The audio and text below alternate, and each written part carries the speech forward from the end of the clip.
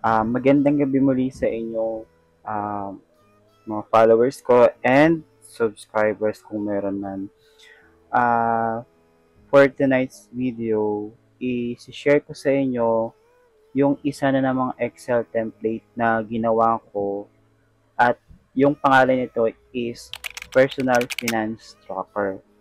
Isa itong tracker kung saan lahat ng expenses mo, income, ay ilalagay mo dito regularly para matrack mo or malaman mo kung malaki na ba yung gastos mo, magkano yung kinita mo ng ganitong buwan, and magkano yung ginastos mo.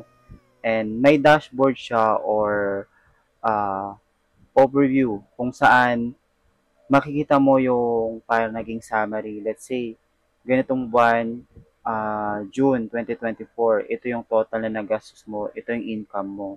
And also, meron siyang uh,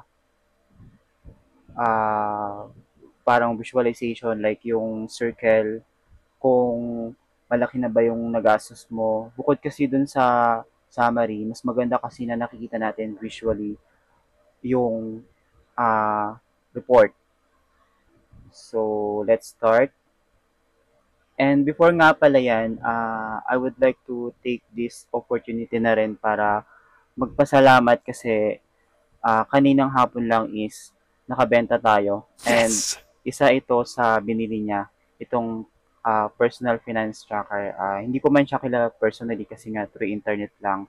And bigla na lang nag-pop up sa email ko na, yun nga, nagkaroon ako lang ng benta doon sa Rocket PH. So, para to prove na nakabenta nga ako, papakita ko yung email. Eto siya.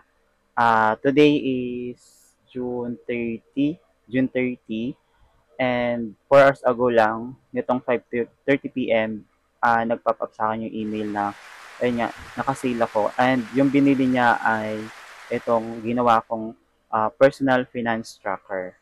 So, kung gusto niyo nito guys, ilalagay ko yung link sa description and after and or before mag-end itong video. So, ipapaliwanag ko kung paano siya gamitin and paano siya nag-work.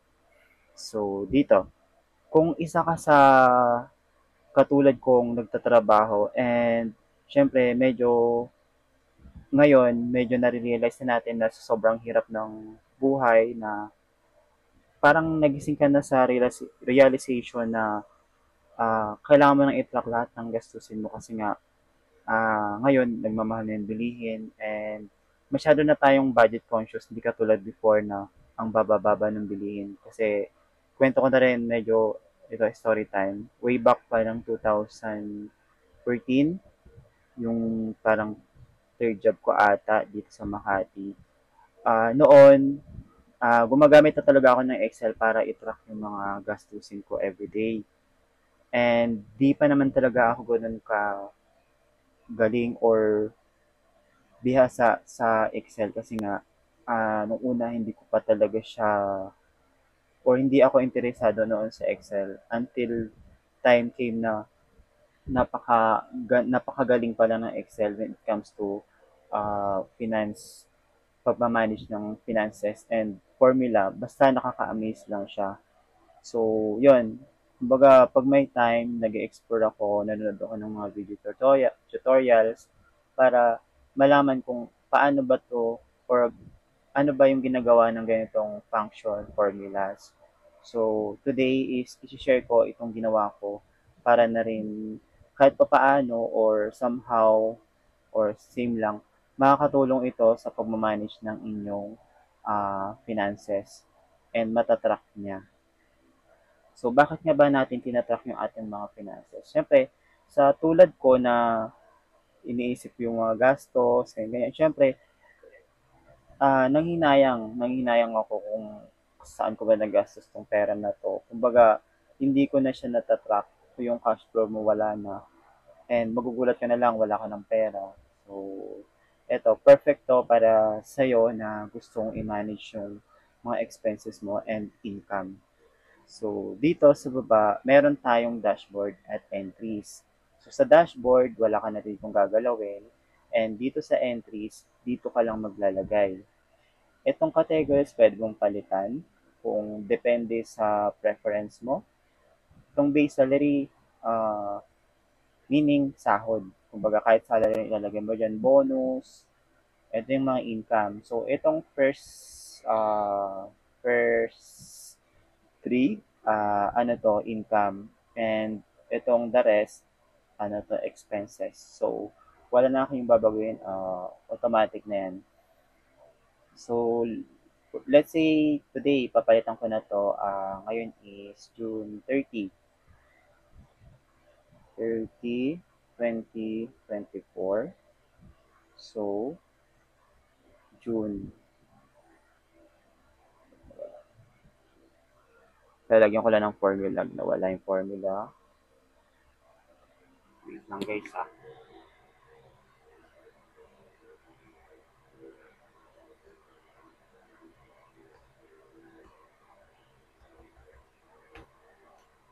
So, yan. So, June, and let's say sumahod ako, and for cut off ng June 1 to 15. Let's say sample lang to. June 1 to 15. So, sumahod ako halimbawa ng 8,000. So, pag tininin nyo dito sa dashboard, magre-reflect siya kung saan month siya nag-fall.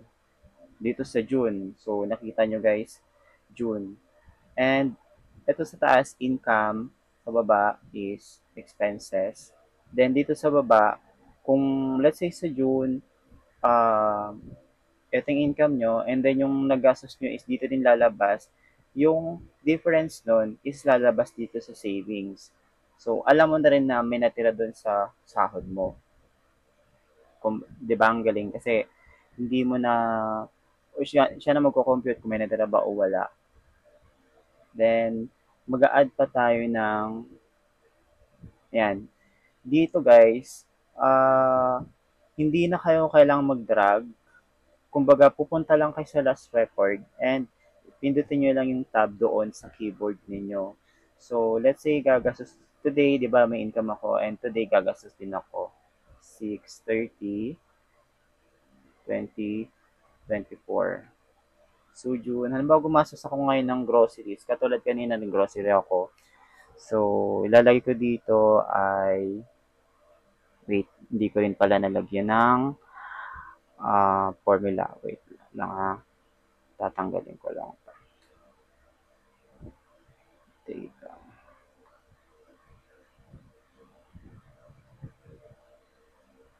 List.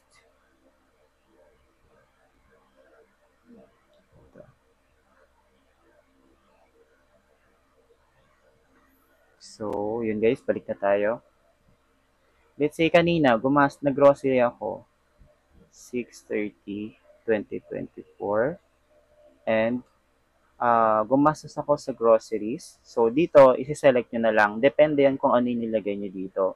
So, etong description, ano lang to, optional, bahala ko kung nilagyan nyo. Siyempre, maganda, may laman para alam nyo kung saan siya ginastos. So, Dali groceries kasi sa Dali ako nag-grocery dahil nga mura yung mga bilihin.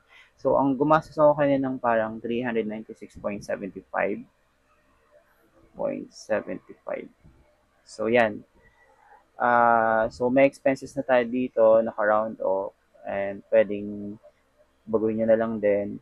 Sa dashboard, lalabas yung expenses ko. And nag-fall din siya sa groceries. So, ang kagandahan dito, kung ano nilagay mong category, doon mag-fall yung expenses. And at the end of the year, makikita mo dito yung total per category.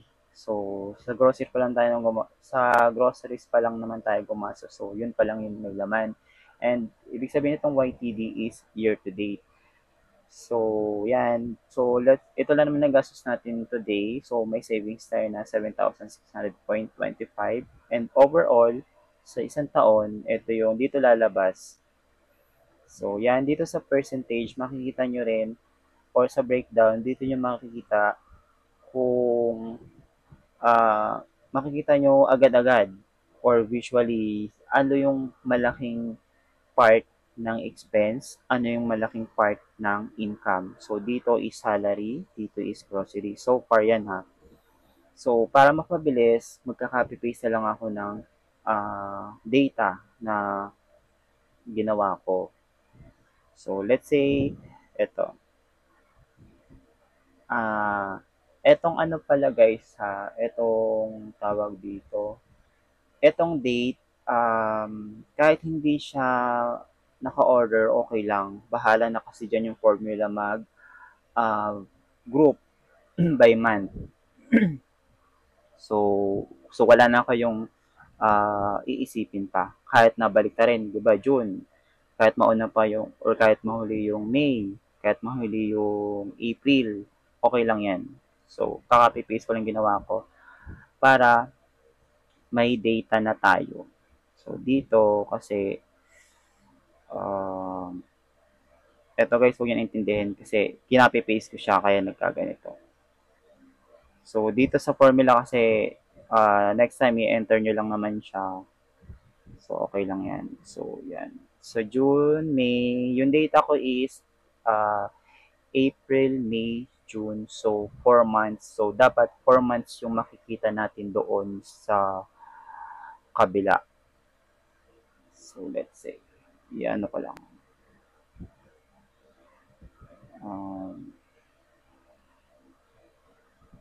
So, sa groceries. So, mali. Ano ko lang. So, groceries, transport, dining. So, wala dito yung dining. Mali. So, sige. Ayan. Never mind itong dining guys kasi hindi ko siya inad dito. So, focus tayo sa utilities, transport, groceries, leisure, and yan, yung iba doon. So, kung titingnan natin dito sa dashboard, yan, di ba, nagbago siya. So, ang in-enter nating data is April, May, June. Yun lang yung data na meron tayo so far. Kaya yun yung lumabas. So, makikita nyo dito, nung May 16, may income tayo. Kung i-check nyo dito, sa May 16, hanapin natin yung May 16.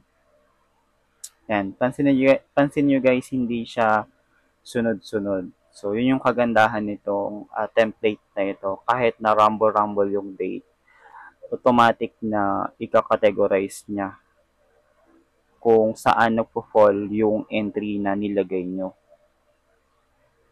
May 16. So, bakit wala? Wait lang. Mali pala. So, May pala. May. Kasi doon ako dito ako nag-base sa 16. So, yan. Overall ito ha, ng salary nyo noong May. So, yung income. So, sa base salary. So, kung i-check natin, buong May, basta yung salary ang pipiliin natin. So, ito May. So, total 8,000. Yung isa pang May na salary. Hanapin natin. Dalawa yung salary. Ito, 16. May 31. So, 8 ulit. So, 16K. So, tama yung entry. And then, 4,500 sa rent. Utilities, 1,000. Transport, 1,500. Groceries, 2,300. Leisure is 550. So, total of 950 and may savings pa tayo na 6,150. In a year, may savings tayo na 10,800. So far yan ha, kasi hindi pa naman tayo nag-i-input ng July, August, September, October, November, and December. And dito, siyempre sa expense, makikita nyo na ang laki-laki na pala na gastos ko ngayong taon. So, yan. Kung budget conscious ka, napakalaki na yan yung 40K.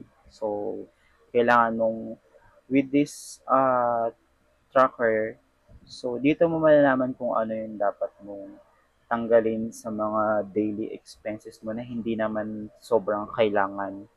So, it's a matter of ano pa rin talaga, needs and wants. Okay? So, yun lang guys. Kung gusto nyo ng ganitong personal finance tracker, yung link ilalagay ko dyan sa description or sa comment and before mag-end itong video. So, if you make a purchase, I would appreciate to leave a feedback. So, para maggumawa pa ako ng maraming katulad nitong Excel templates na magagamit talaga natin personally and even kung may business ka. And yun nga, speaking of business, when you visit my Rocket PH profile or page, meron doon, andun lahat ng Excel template na ginawa ko na pwede nyong ma-download, magamit, and ayun, magamit. So, yun lang. Thank you for watching this video and sana makatulong itong video tutorial na ito kung paano yung gamitin itong personal finance tracker. So, yun lang. Uh, I hope na makasave pa kayo ng maraming pera and let's practice na i-track yung mga expenses natin nang sa ganun malaman natin kung ano yung mga hindi naman importante na pinambibili natin. So, good night.